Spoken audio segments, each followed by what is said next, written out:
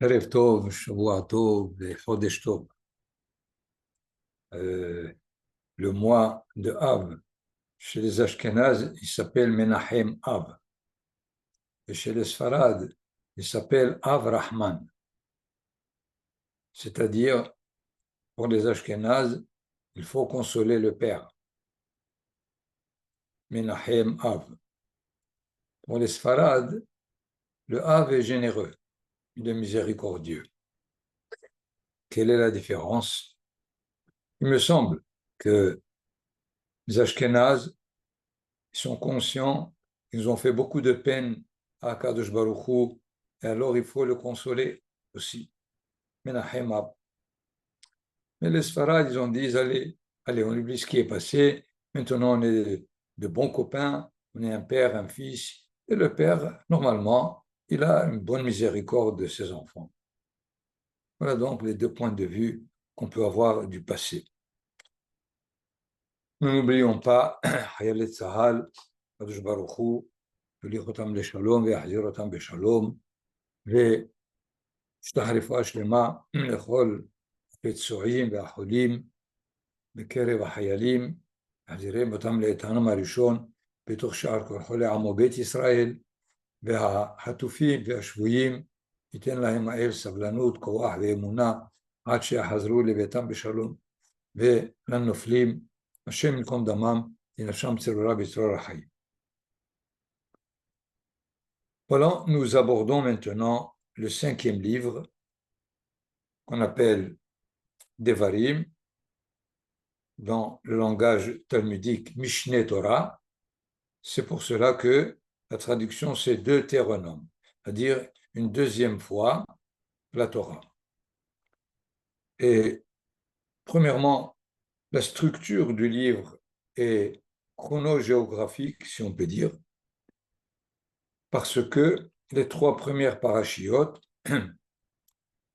Devarim, Va'et Hanan, Ekev, sont consacrés à la génération du désert, au récit historique de la génération passée, et les trois prochaines parachiotes, c'est-à-dire Re'e, Shoftim, Kitetse, sont les parachiotes de Eretz Israël, c'est-à-dire quels sont essentiellement les mitzvot qui sont rapportés directement lorsque Israël est sur sa terre, mais plus encore en insistant sur le fait que l'application des mitzvot n'est qu'en Eretz Israël, elle ne peut pas être en Hutz Laaretz. Ensuite, les trois parachiotes suivantes, Kitavo, Nitzavim, Vayelech, c'est le pacte de l'alliance, Kritat Berit. Et encore, finalement, deux parachiotes, les dernières, Azinu Vezot Beracha, si on peut dire, c'est la clôture, le cachet de tout le livre par Moshe Rabbeinu. Voilà donc, l'ordre, comme je l'ai dit, n'est pas chronologique, puisque les trois premiers, même si Moshe Rabbeinu va rappeler certains récits et historiques de la génération du désert, il ne va pas les donner dans l'ordre, puisque de façon claire et nette, il commence d'abord essentiellement par l'histoire des explorateurs, ensuite le don de la Torah, et ensuite la faute du veau d'or. Nous voyons que dans l'ordre, ça aurait dû être le don de la Torah, la faute du veau d'or, et ensuite les explorateurs. Mais il semble qu'il lui est plus important ce qui s'est passé avec les explorateurs que d'autres événements. Donc, dans ce sens, je voudrais d'abord mettre en relief le fait que ce 5e livre rappelle par certains côtés le contenu des 4 premiers livres, puisque il commence par les récits historiques passés. Moshe Rabbeinu alav shalom va parler de la génération première et au niveau des récits que nous avons déjà mentionnés en les rapportant à la deuxième génération qui est devant lui. Il y a encore à peine 2 mitzvot dans tout le livre qui concernent les juges, la jurisprudence, et finalement, cette première paracha nous rappelle le livre de Bereshit, parce que le livre de Bereshit contient finalement que 3 commandements, lorsque le contenu essentiel est l'histoire des patriarches précédée de l'histoire de l'humanité qui s'étend sur à peu près 2300 ans. En quoi cette remarque est importante? Premièrement, l'histoire concerne un peuple et non un individu. En d'autres termes, la Torah est donnée à un peuple et non à l'individu. C'est l'appartenance au peuple qui donne à l'individu le droit au commandement.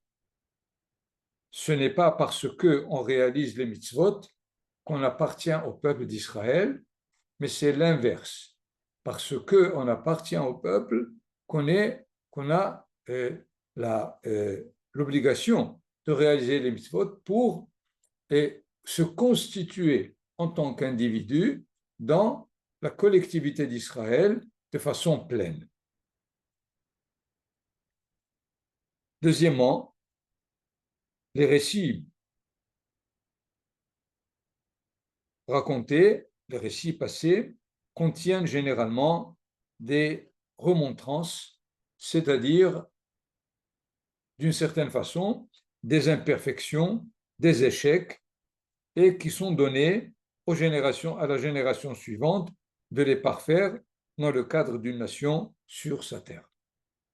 Parce que, a priori, la deuxième génération à laquelle s'adresse Moshe Rabbeinu peuvent dire à Moshe Rabbeinu, mais ça ne nous concerne pas. Les explorateurs ne veulent pas rentrer, nous on veut rentrer. Eux, ils ont fait la faute du veau d'or, nous on n'a rien à faire avec la faute du veau d'or. Mais le récit a pour but d'une part, probablement les avertir de ne pas refaire quelque part dans une génération les mêmes erreurs, mais plus encore de corriger les erreurs des générations passées. Par ailleurs, le livre de Devarim est différent des 4 autres livres. Dans les 4 premiers livres, Moshe était un scribe, c'est-à-dire il écrivait ce que Akadosh Baruch Hu lui dictait. Mais dans le livre de Devarim, Moshe Rabbeinu est l'acteur principal. Il raconte le récit vu de son point de vue et non pas du point de vue de la parole divine. C'est d'ailleurs le premier verset par lequel on commence le livre. Elle a Devarim asher diber Moshe el kol Israël be'ever hayarden. Voici les paroles que Moshe a parlé. Vous ne trouverez pas le verset tellement répété, probablement, il me semble, 70 fois, on ne trouverait pas le verset Vadaber Adonai el Moshe le mort. Quelque part, Vayomer Adonai Elai, c'est-à-dire c'est lui qui est l'acteur principal, c'est lui qui est le sujet, et il rapporte finalement, là où il le faut, le contenu des 4 premiers livres. Finalement, c'est pour nous un enseignement important, parce que c'est la différence du livre de la Torah de tout autre livre, qu'il soit un livre de loi ou un livre d'histoire. La Torah met par écrit aussi bien la vie, la parole de celui qui donne la Torah, Akadosh Baruch Hu, et le 4e livre de celui qui la reçoit, c'est-à-dire Moshe Rabbeinu. Et il me semble, c'est un enseignement pour tout celui qui étudie la Torah. Généralement, étudier la Torah, on doit la recevoir d'un maître. On ne la reçoit pas d'un livre et d'un dictionnaire. C'est un maître qui nous transmet. Dans cette direction, c'est finalement Kaviachol Akadosh Baruch Hu qui enseigne Moshe Rabbeinu. Mais en deuxième lieu, le disciple doit redire ce qu'il a appris dans sa façon pour vérifier en tant que quoi il a intégré, il a intériorisé la parole du maître, la parole qui lui a été transmise. Donc, et il n'est pas seulement suffisant d'assister à des congrès et à des études et puis finalement être vraiment content que c'est de grandes valeurs, c'est une grande sagesse, mais il s'agit maintenant de se mettre au travail et de répéter, d'écrire, de reformuler ce qui a été, enseigné. Dans ce cas-là, je voudrais, comme exemple, prendre le récit des explorateurs dans notre paracha, pour nous rendre compte qu'il est très différent de ce que la paracha de Shelach Lecha nous raconte. Nous allons ensemble prendre quelques versets et vous allez me dire, ou je vais vous dire, en quoi c'est un détail qui n'existe pas, qui n'a pas été écrit du tout dans le paracha de Shelach Lecha, la paracha de Meraglim, dans le 4e livre. Ken Nathan Bevakasha, donne-nous le texte. Nous allons prendre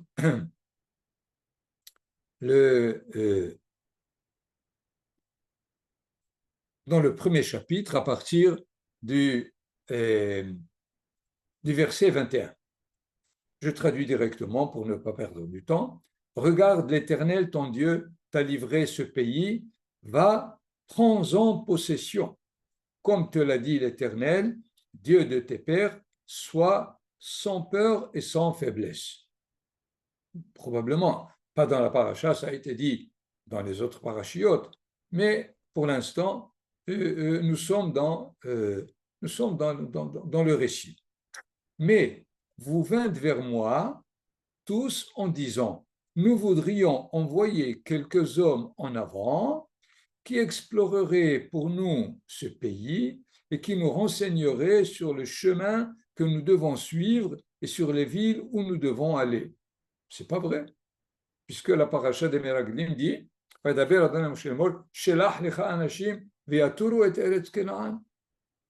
Akadosh Baruch Hu qui dit à Moshe d'envoyer des explorateurs. Alors, qui est-ce qui a pris l'initiative? Bon, on peut dire probablement que Moshe Rabbeinu nous dit que c'est le peuple qui a pris l'initiative et Akadosh Baruch Hu l'a confirmé. Ok.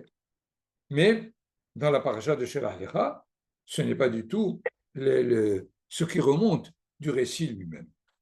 Et Moshe Rabbeinu continue dans le verset 23, la proposition me plut et je choisis parmi vous 12 hommes, un homme par tribu. Ils partirent, s'avancèrent sur la montagne, atteignèrent la vallée d'Eshkol et explorèrent cette contrée. Jusque-là aussi, c'est vrai, mais vous refusâtes d'y monter, désobéissant ainsi à la voix de l'Éternel, votre Dieu. C'est effectivement, et vous murmurâtes dans vos tentes et vous dites, écoutez maintenant ce verset qui n'a pas du tout même une trace dans la paracha de Shelach Lecha. Et vous dites, c'est par haine pour nous que l'Éternel nous a fait sortir de l'Égypte. C'est pour nous livrer au pouvoir de l'Amoréen pour nous anéantir. C'est ce qu'ils ont dit. Comment? C'est pas possible. Est-ce que Kaviachol HaKadosh Baruch Hu a pu faire ceci? Comprenez des fois comment on interprète les récits historiques. Moshe Rabbeinu le dit, c'est-à-dire que ça a été dit par le peuple. Essayons de leur trouver peut-être un kav zechut, c'est-à-dire ils veulent dire qu'ils ne sont pas méritants assez pour rentrer en Israël, c'est pour cela qu'il faut les anéantir, mais c'est que leurs enfants, la postérité, c'est eux qui seront assez méritants. Probablement, c'est ce qu'ils ont voulu dire par cette phrase, c'est par haine pour nous que l'Éternel nous a fait sortir d'Égypte. c'est pour nous livrer au pouvoir de l'Amoréen, pour nous anéantir. Et alors, quelle est la suite? Oui, la suite, c'est pour nos enfants.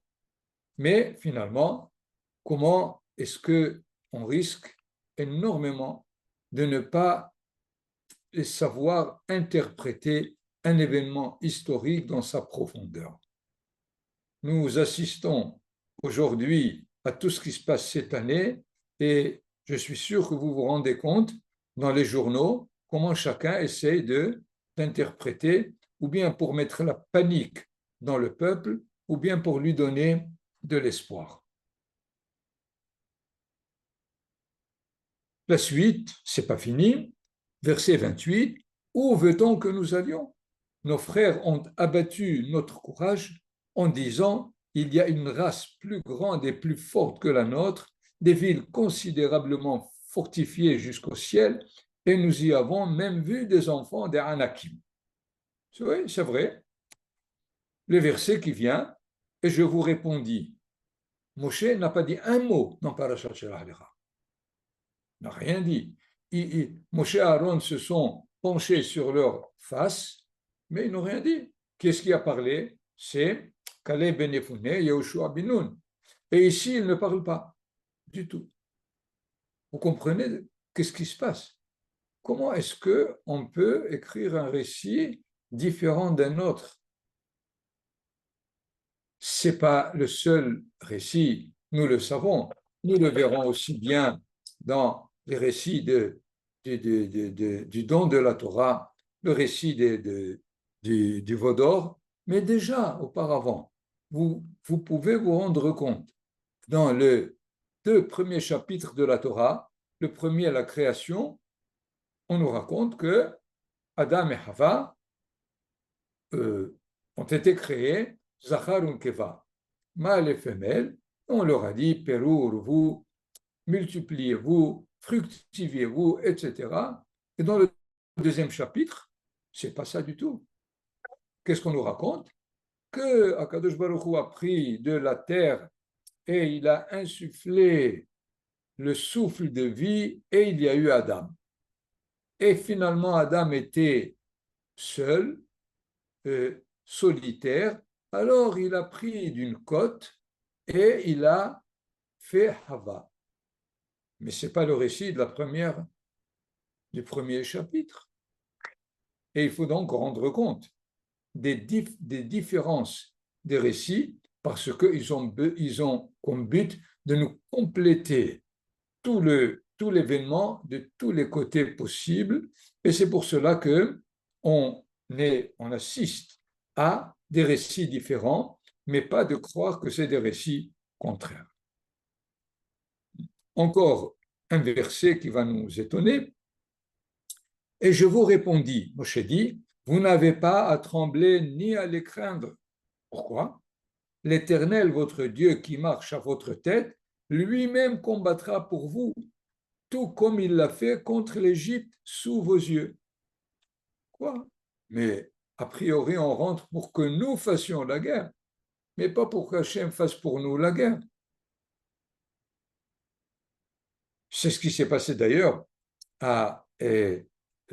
lorsque les Hébreux étaient en face de la mer Rouge et l'Égypte qui les poursuivait, que leur dit Moshe Rabbeinu, Hachem ilahem lachem ve'atem taharishum.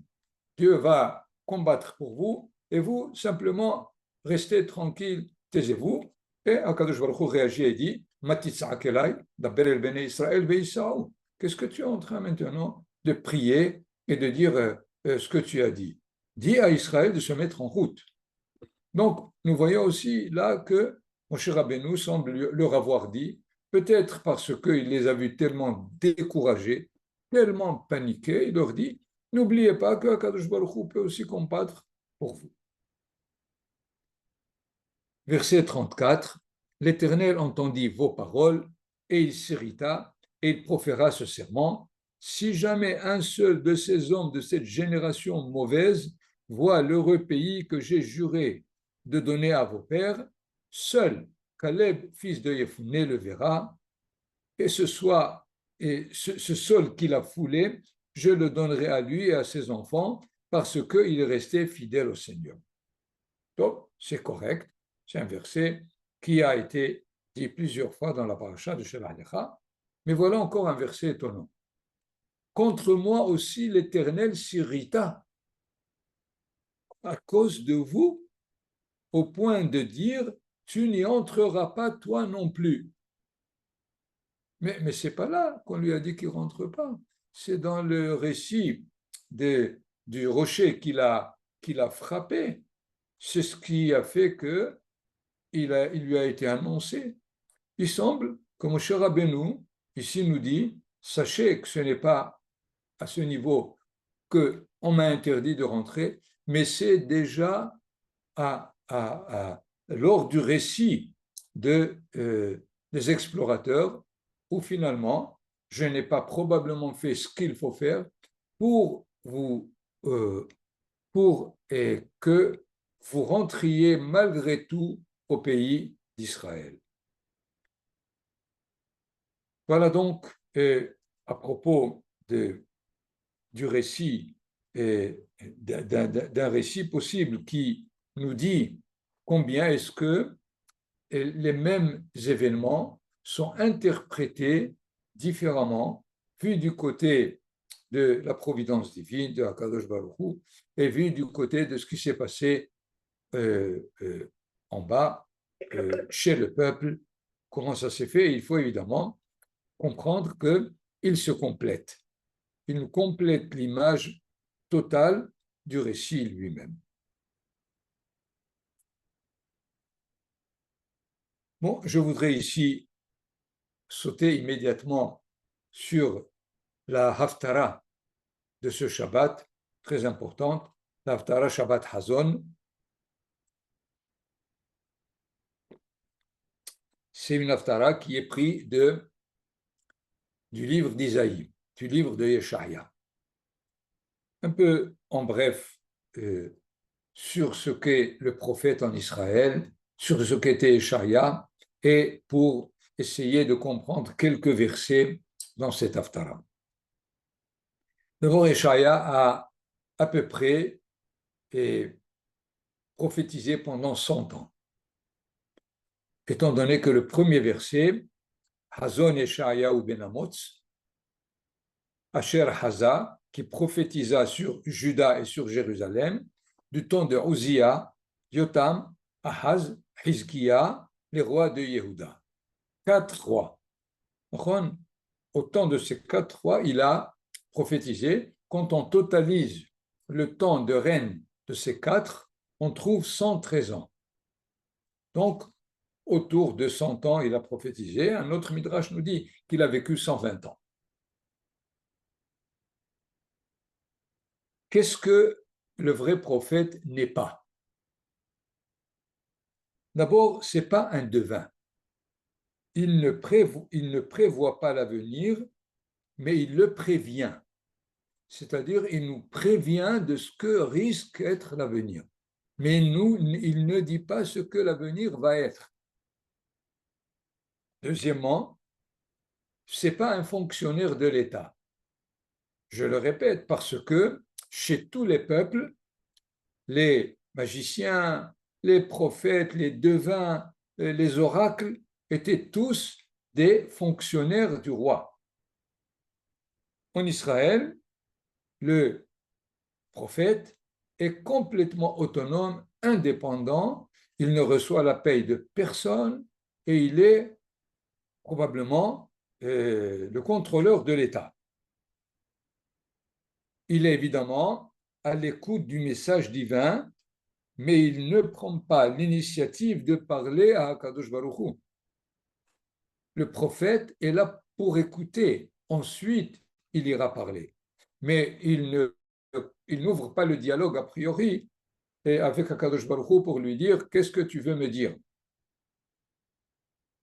C'est très important, encore une fois, parce que, étant donné que la prophétie, c'est un dialogue entre le prophète et Akadosh Baruch Hu, il s'agit de savoir qui est-ce qui invite à la parole. Ce qu'il fait finalement, le prophète, c'est qu'il rapporte la signification divine de la vie en cours ou de l'événement vécu. C'est pour cela d'ailleurs qu'il est rarement écouté par la foule ou par les instances dirigeantes. Pourquoi? Parce que, prenons l'exemple, on peut le voir à travers presque tous les prophètes, l'exemple de Yeshaya. Yeshaya, on va lire immédiatement quelques versets pour nous donner la couleur, le ton de ce que je dis. C'est que Yeshaya a, comme on a dit, vécu du temps de Ossia. Si vous lisez l'histoire du règne de Ossia, c'est l'histoire d'une nation qui est très étendue, très économiquement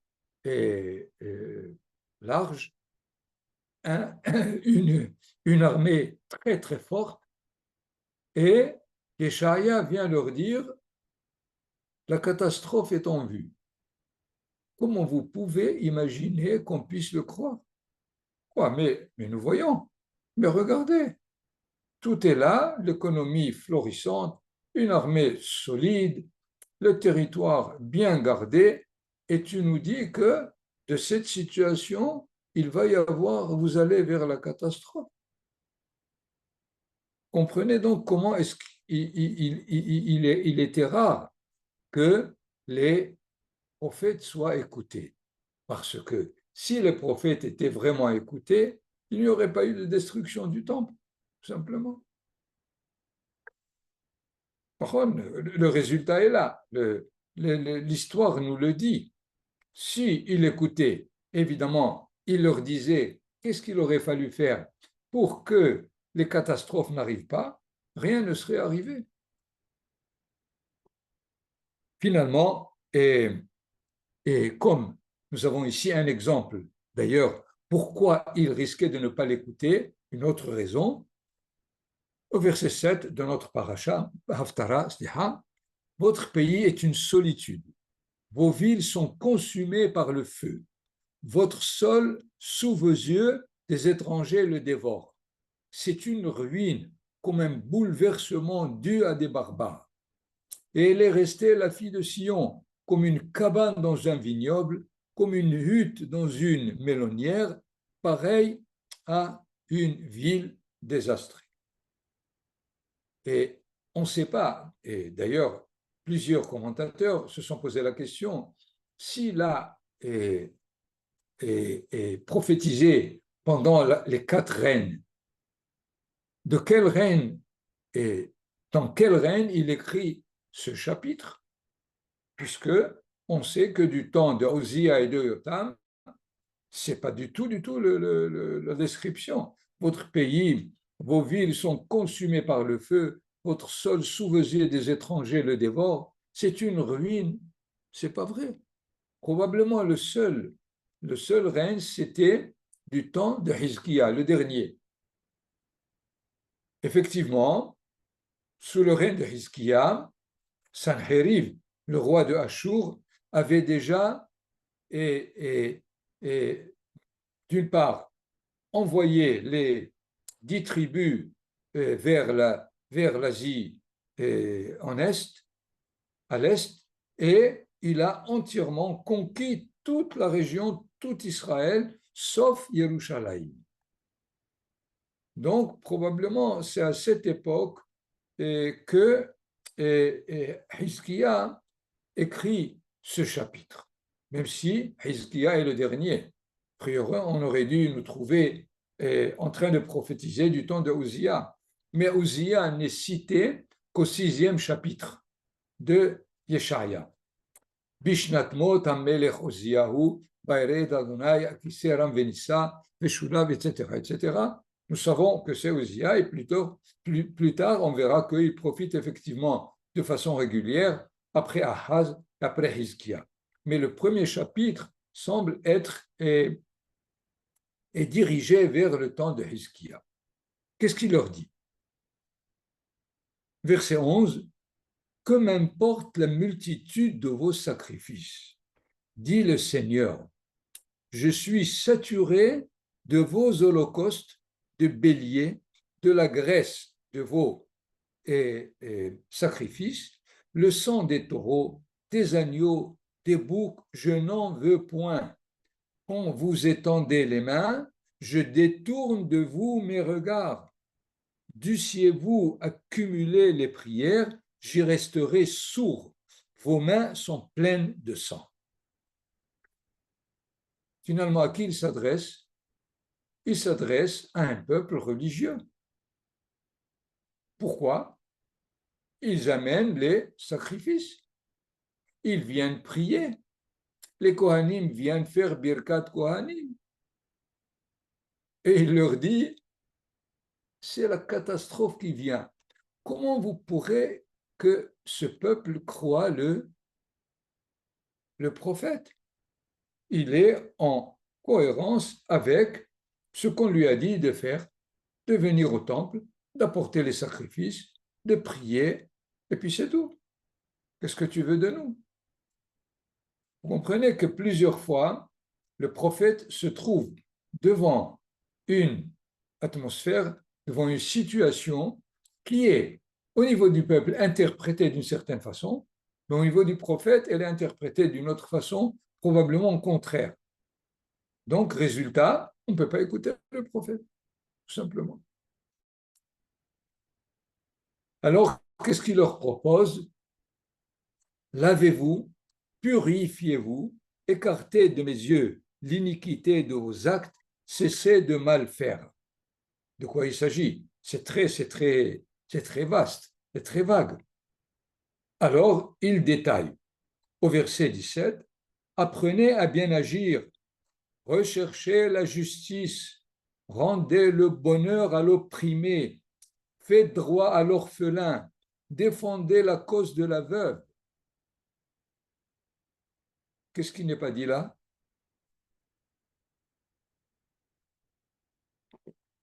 Il ne leur dit pas observer le Shabbat. Il ne leur dit pas manger kasher. Il ne leur dit pas faites des fêtes de la Torah. Qu'est-ce qu'il leur dit? La justice sociale. C'est tout. Ça ne me regarde pas. Tous vos sacrifices, je n'en veux pas. Même s'ils sont faits dans les plus grands détails du Shulchan Aruch, je n'en veux pas. Si la relation entre vous n'est pas correcte, je n'ai pas du tout à considérer ce que vous faites par ailleurs. C'est ce qu'il leur dit. Or, probablement, au niveau du peuple, ils comprenaient l'inverse, puisqu'ils font ce qu'il faut au niveau de leur relation entre eux et Akadosh Baruch Hu. Donc, le reste, à peu près, généralement, il y a ceux qui tirent de ces récits, ils tirent comme conclusion que, vous voyez, que les prophètes disent, d'ailleurs, ce n'est pas le seul, Jérémie, Yermia et tous les autres prophètes racontent à peu près les mêmes remontrances. Et alors, conclusion, eh bien, finalement, les prophètes sont venus et ils montrent qu'il ne faut plus les sacrifices. Donc, on n'a pas besoin du Beth Amikdash. C'est faux. Pourquoi? Parce que revenons, Bédiouk, à la Torah. Laissons les prophètes. Jusqu'à présent, il n'y a pas de prophète, il y a comme Moshe Rabbeinu avec la Torah.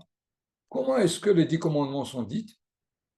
Vous avez, clairement et nettement, les 5 derniers, le tirsah, ne tue pas, ne viole pas, ne porte pas faux témoin, n'ait pas envie de ce que l'autre a.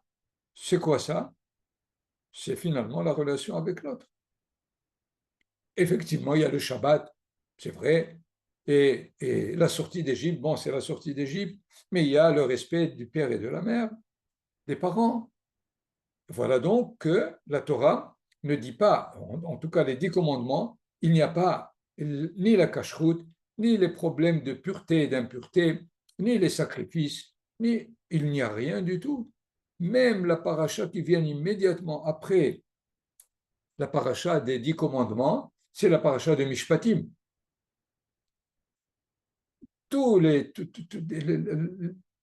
Presque la totalité de la paracha légifère sur les relations entre l'homme et son prochain.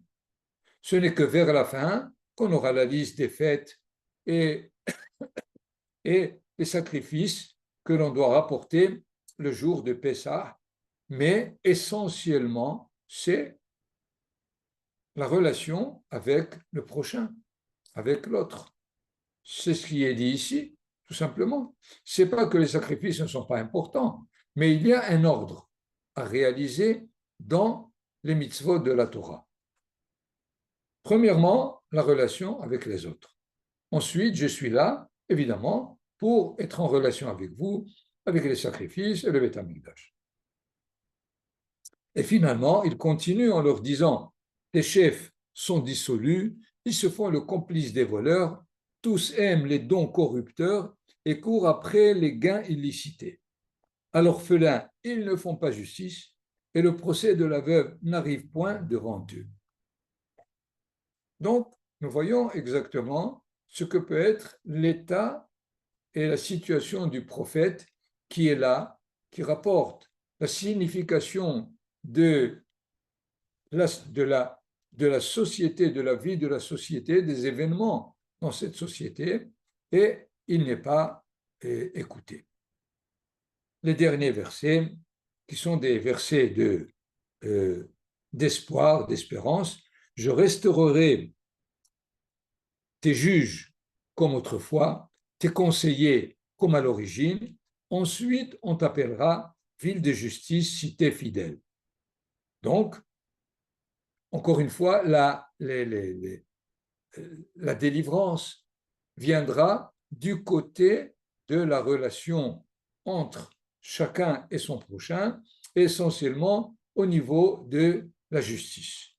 Si les juges ne sont pas comme autrefois et les conseillers comme à l'origine, ce n'est seulement ensuite qu'on appellera ville de justice, cité fidèle. Sion sera sauvé par la justice et ses pénitents par la vertu.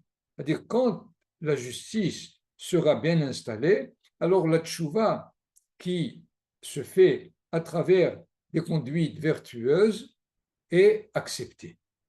Donc, nous voyons en quoi est-ce que les Hachamim nous ont placé cet Haftara avant Tisha B'Av pour que nous sachions quel est l'ordre des valeurs et pas seulement quelle est l'importance des mitzvot.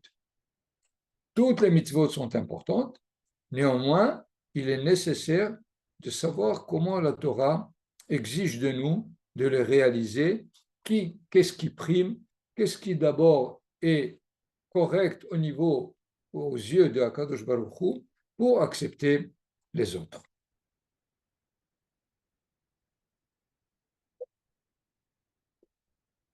Finalement, les prophètes enseignent que le temps, c'est le lieu de l'aventure de Dieu dans l'histoire des hommes. Le temps n'est cyclique, ni linéaire, ni occasionnel. Le temps cyclique, comme vous le savez, se trouve dans le monde biologique.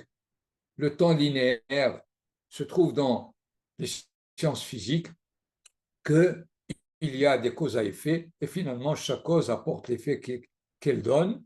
Et pour certains, le temps, c'est l'endroit des récits ou des aventures de l'humanité qui se font dans un ordre aléatoire complètement. Il y a les guerres, il y a la paix, et finalement, l'historien Goy traduit une sorte de désordre dans le temps. Alors que la Torah essentiellement nous dit que c'est le temps est donné pour faire réussir l'histoire de l'humanité. Akadosh Baruch Hu, il est là, il le fait de façon ouverte ou cachée, mais c'est là l'importance du temps au niveau des prophètes. Croire en Dieu, c'est être moral avant d'être serviteur. c'est, comme nous l'avons vu dans le texte de l'Haftarah, et la force d'un gouvernement ou de la nation n'est pas essentiellement dans l'économie florissante, ni une armée puissante, et c'est beaucoup plus dans une nation morale à tous les niveaux. Nous voyons donc que la Haftara nous concerne directement. Ce n'est pas seulement, on ne doit pas la lire comme ce que Yeshaya avait dit de son temps à la nation d'Israël.